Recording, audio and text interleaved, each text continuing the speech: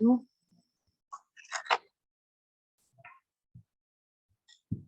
Kami dari kelompok 6 ingin mempresentasikan hasil dari diskusi kami.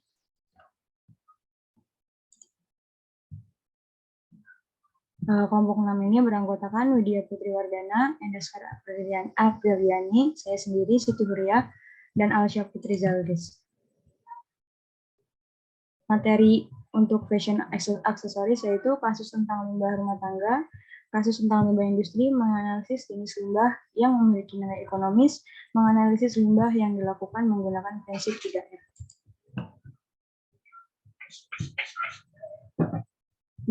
Apa itu limbah?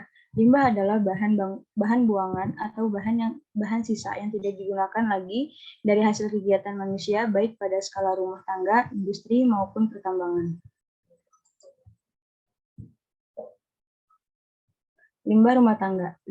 Limbah rumah tangga adalah limbah yang berasal dari dapur, kamar mandi, cucian, limbah bekas industri rumah tangga, dan kotoran manusia.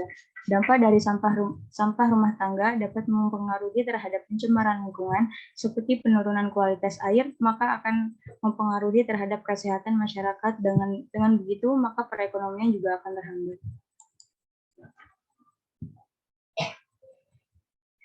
Limbah rumah tangga terbagi menjadi 3, yaitu limbah padat, limbah cair, dan limbah kotoran manusia. Untuk limbah padat yaitu sampah yang terurai. Limbah padat terbagi menjadi 2, yaitu organik dan non-organik. Yang organik yaitu sampah yang terurai dengan sendirinya karena bisa membusuk. Misalnya sisa-sisa makanan, sayuran, buah-buahan, nasi, dan sebagainya. Untuk limbah non-organik, limbah yang bisa dibuat atau sulit diuraikan oleh proses biologi, misalnya plastik, kaca, bersumber dari peralatan rumah tangga, aluminium, kaleng, dan sebagainya.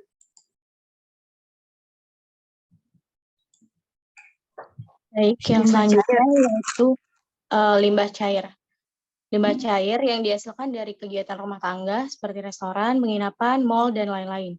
Contoh dari limbah cair ini ada air bekas cucian pakaian atau peralatan makan, air bekas mandi, sisa makanan yang berwujud cair, dan lain-lain.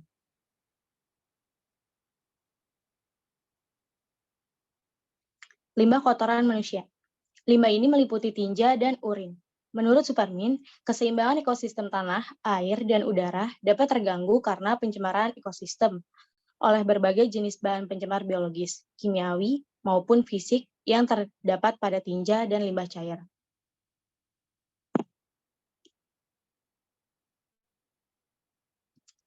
Tiga R. Yang pertama yaitu reuse atau menggunakan kembali, yaitu penggunaan kembali sampah secara langsung baik untuk fungsi yang sama maupun fungsi lain.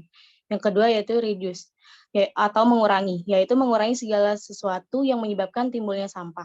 3. Recycle atau mendaur ulang, yaitu memanfaatkan kembali sampah-sampah setelah mengalami proses pengolahan.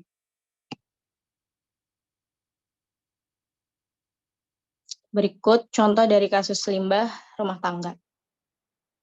Next.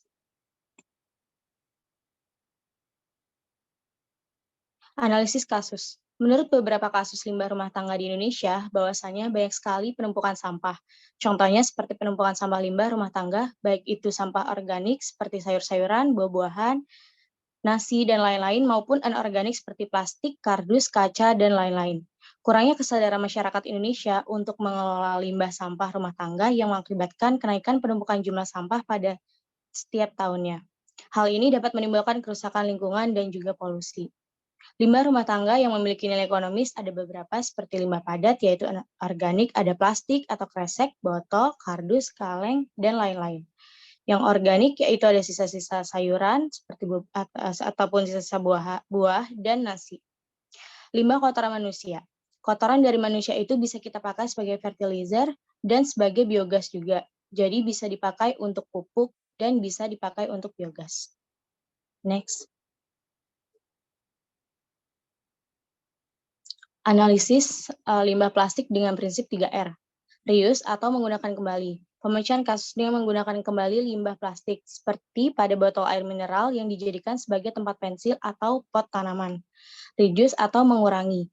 Pemecahan kasus dengan mengurangi limbah plastik, seperti pada botol minum atau tumbler, untuk mengurangi konsumsi botol plastik air mineral. Yang terakhir yaitu ada recycle atau mendaur ulang. Pemecahan kasus dengan mendaur ulang limbah plastik menjadi kerajinan tangan yang unik seperti vas, hias meja, ataupun bunga plastik. Next. Berikut contoh-contoh produk dari 3R. Selanjutnya akan dilanjutkan oleh teman saya, Widya. Di sini ada contoh video dari limbah plastik rumah tangga.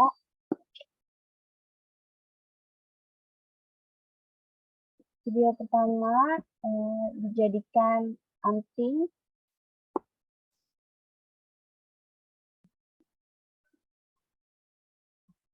Dan video selanjutnya akan dijadikan pot tanaman.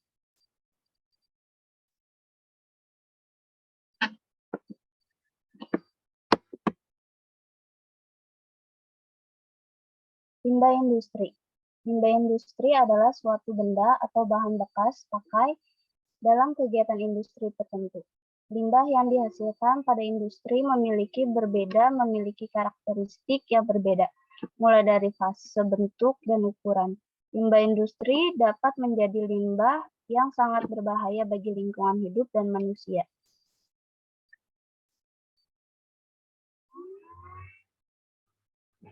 Jenis limbah industri ada 3. Yang pertama ada limbah padat, yang kedua ada limbah cair, dan ketiga ada limbah gas. Limbah padat. Yang pertama ada limbah padat non-B3, berbahaya dan beracun.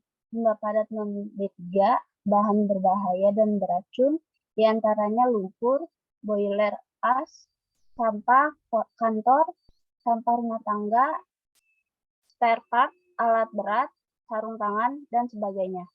Yang kedua ada limbah padat B3, bahan berbahaya dan beracun, yaitu limbah yang termasuk sebagai limbah B3 apabila memiliki salah satu atau lebih karakteristik sebagai berikut. Mudah meledak, mudah terbakar, bersifat reaktif, beracun, menyebabkan infeksi, dan bersifat korosif. Limbah padat B3 diantaranya bahan radioaktif, bahan kimia, toner kartridge, minyak, dan sebagainya. Limbah cair. Limbah cair adalah limbah yang berwujud cair. Limbah cair terlarut dalam air, selalu berpindah dan tidak pernah diam. Contoh, limbah cair industri adalah bahan kimia, hasil pelarut, air bekas produksi, oli bekas, dan lain-lain. Limbah gas. Limbah gas adalah limbah zat atau zat buangan yang berwujud gas.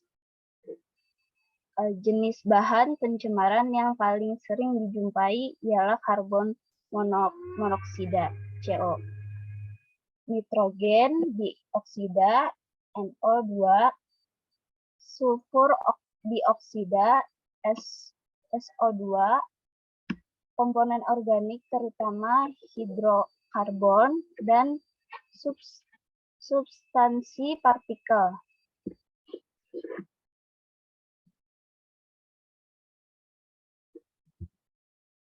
Berikut contoh kasus limbah industri. Yang pertama ada limbah tekstil, dominasi tumpukan sampah di laut. Dan yang kedua, Sungai Elo tercemar limbah pabrik tekstil, warga mengeluh. Boleh dilanjutkan oleh teman saya, Endah. Baik, terima kasih Widya. Analisis kasusnya yaitu limbah tekstil tidak bisa disepelekan terkait dengan pelestarian lingkungan. Menurut Naura pada 2018 silam, ia bersama komunitas Zero Waste Indonesia mengikuti sebuah acara yang diadakan di Pantai Ancol Timur bersama dengan Kementerian Kelautan dan Perikanan. Mayoritas sampah yang ditemukan bukan sampah plastik, melainkan sampah tekstil dan sampah jaring yang dibuat dari benang. Hal ini juga terjadi di Pulau Saparua, Maluku. Sampah tekstil jika sudah terkena air dan sudah terpendam di pasir akan susah diangkat. Selain itu, dampak dari pembuangan sampah tekstil adalah pencemaran lingkungan sungai yang disebabkan oleh sisa-sisa perwarnaan pada tekstil.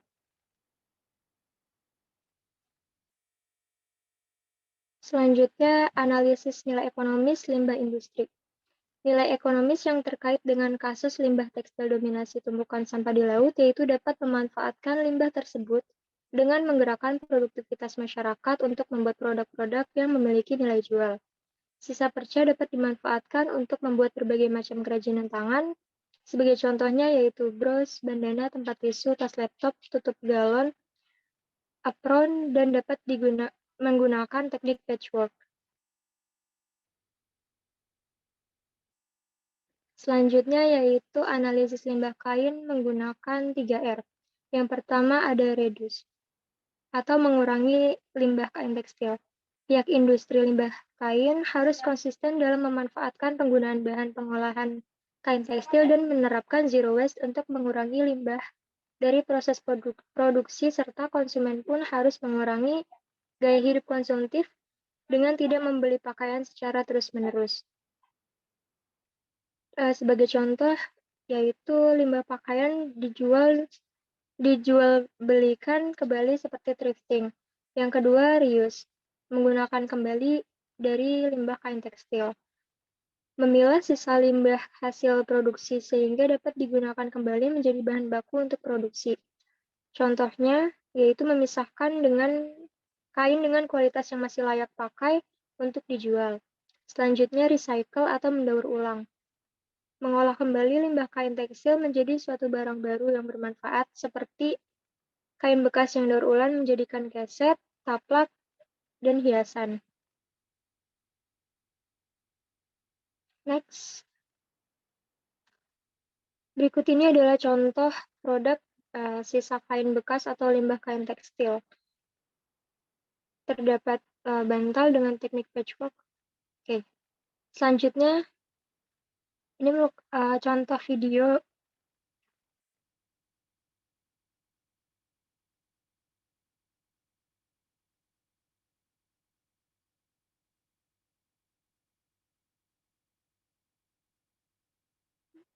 bisa kita lihat di video yang diputar buat kalung dari kain.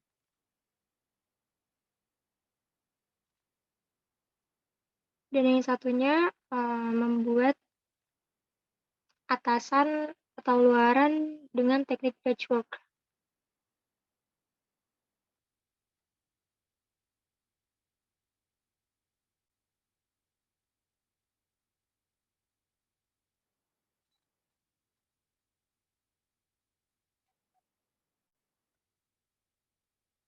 Selanjutnya, desainer yang menerapkan konsep sustainable fashion, yaitu Victor dan Rolf. Victor dan Rolf telah bereksperimen dengan konsep sustainable fashion atau berkelanjutan sejak lama. Untuk koleksi musim dingin 2016, mereka membuat koleksi haute couture sepenuhnya dari sisa material dan dari musim-musim sebelumnya. Mereka ingin membuktikan bahwa kita semua dapat berkreasi dengan hanya sedikit material. Dengan demikian akan menghemat sumber daya untuk membuat pakaian dan mengurangi sampah sisa. Sekian presentasi dari kelompok 6, kurang lebihnya mohon maaf. Wassalamualaikum warahmatullahi wabarakatuh.